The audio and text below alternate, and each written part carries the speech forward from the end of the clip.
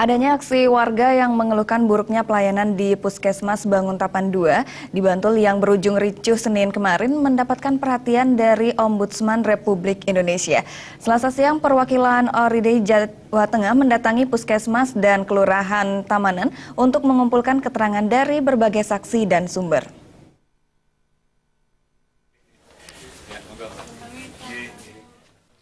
Ditemui usai mengumpulkan keterangan di Kelurahan Tamanan, Kecamatan Banguntapan, Bantul, perwakilan Ombudsman Republik Indonesia, perwakilan DIY Jateng, Jaka Susila Wahyono, mengakui adanya aksi warga di Puskesmas Banguntapan 2 kemarin, dipicu ketidakpuasan warga atas pelayanan kesehatan yang dilakukan oleh pihak Puskesmas.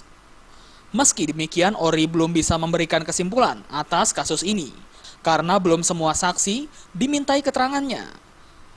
Selasa siang, pihak ORI baru meminta keterangan Kepala Puskesmas, beberapa petugas kesehatan, Lurah Tamanan, serta Karang Taruna.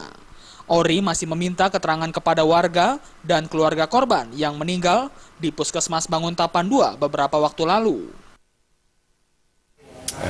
Keterangan dari pihak Puskesmas di sana menyampaikan bahwa pada dasarnya mereka sudah melakukan upaya tindak lanjut terkait pelayanan pasien yang datang waktu itu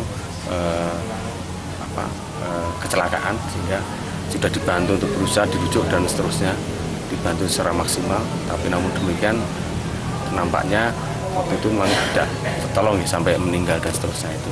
Tapi dari awal sebenarnya sudah melakukan upaya-upaya tindak lanjut dari itu. Nah, namun demikian ternyata berkembang ke beberapa warga sekitar sehingga menuntut adanya peningkatan pelayanan di Puskesmas Banguntapan II, khususnya terkait pelayanan peminjaman mobil ambulan untuk kasus-kasus.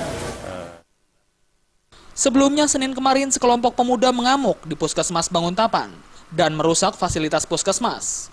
Aksi sekelompok pemuda dipicu dari pelayanan Puskesmas Banguntapan yang dinilai buruk. Dari Bantul, Yogyakarta, Anang Zainuddin melapor.